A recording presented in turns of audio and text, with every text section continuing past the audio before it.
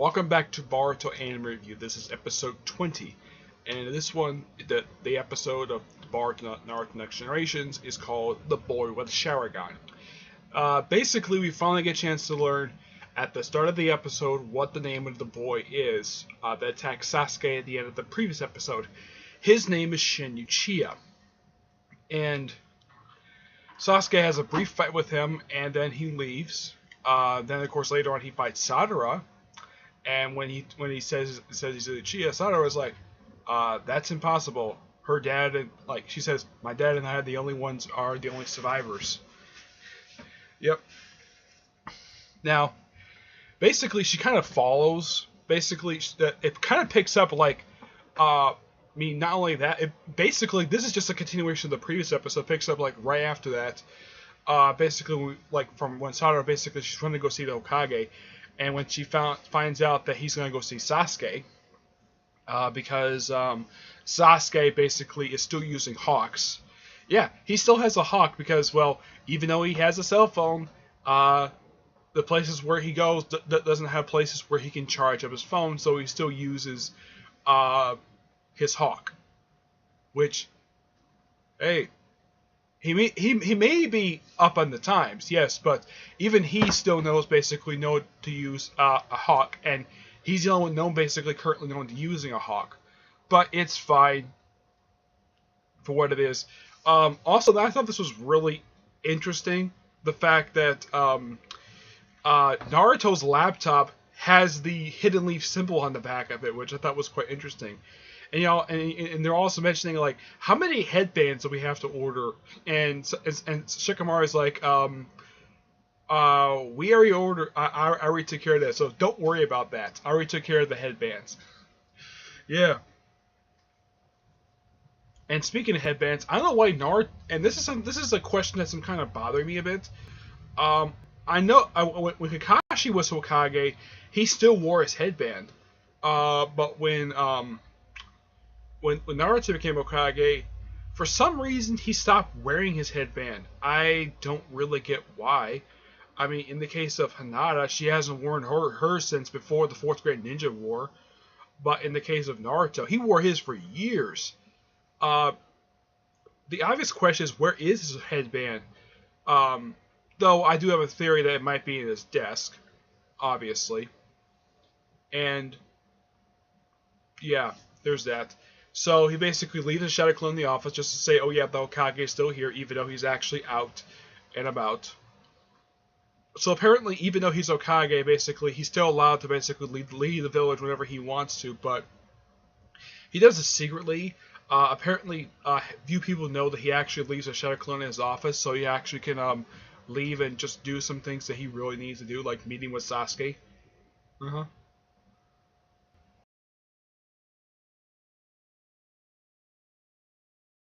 Chocho follow him, and of course, Boruto shows up in his only appearance in the episode for a quick cameo. Even Misuke shows up for this one quick scene, and of course, is at one of the gates. I don't know which gate of the village it is, because there's 4 gates. For what I can tell about the gate itself, this is actually the first time the gate has actually been seen in the series. As far as I can tell, I think this is the same gate they use frequently throughout Naruto and Naruto Shippuden. Basically, whenever you have people either leave or exit the village, I think this is the same exact gate. I don't know. It's just a theory. So Naruto just sprints out, and of course Sadara basically takes his lunch, basically because Boruto trying to meet because he forgot his lunch again because he keeps forgetting it. So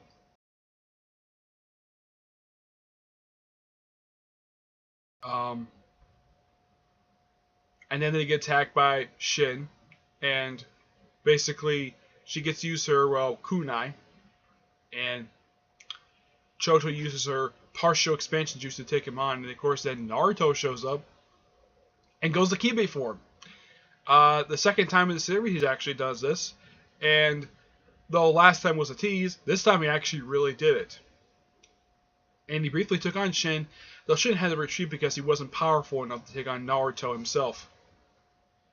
And then after he ran away, Naruto basically, well, of course, decided to bring Chocho and Sadara along because, well, they're after, well, Sadara mainly, but excuse me. So they sit down and have lunch, and Naruto talks about the fact that Sadara basically has her father's eyes, and she has her mother's presence.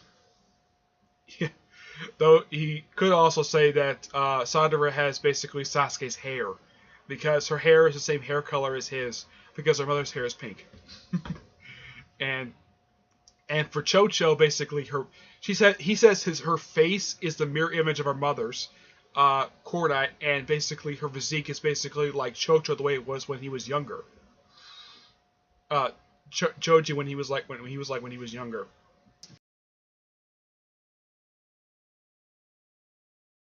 He talks about, and of course, there's a flashback to just after the belt training mission, basically when Naruto, Sakura, and Sasuke were having lunch.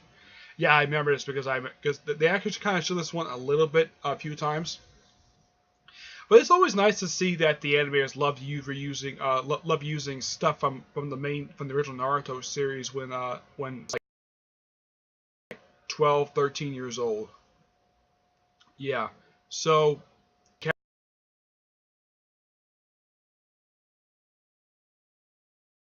Academy, popular with the women. That could explain why it's basically his mother chasing him for years. Yeah, and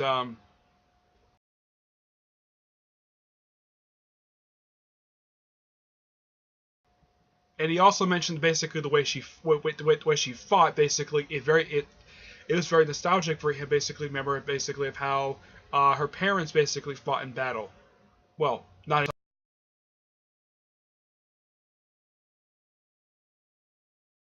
talk to her finally. Though it's only the second time in the series he's actually spoken to Sadara herself, because he did speak to her a little bit in the last episode when.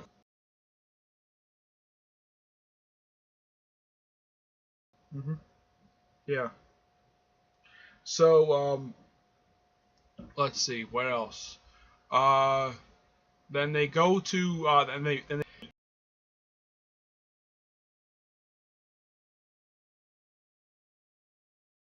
Sadara decides to basically, oh yeah, I have to go to the bathroom. So and he says, make it quick.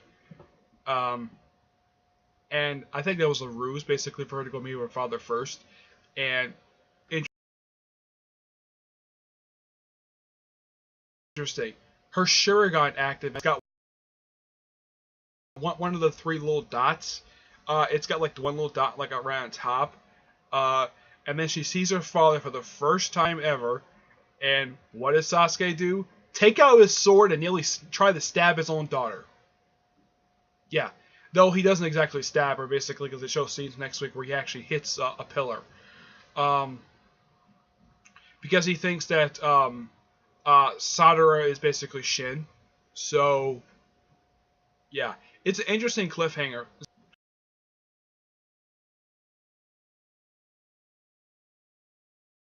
So, yeah, this was a really interesting episode. I didn't really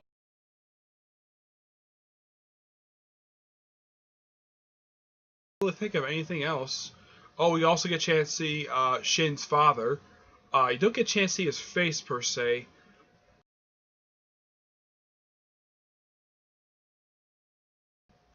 It's completely unknown. And plus, we get a chance to see a creature with a Sharingan eye. Father that communicates through this thing.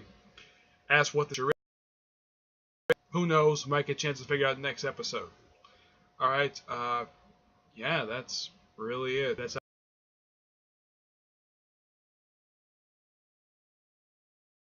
actually quite interesting.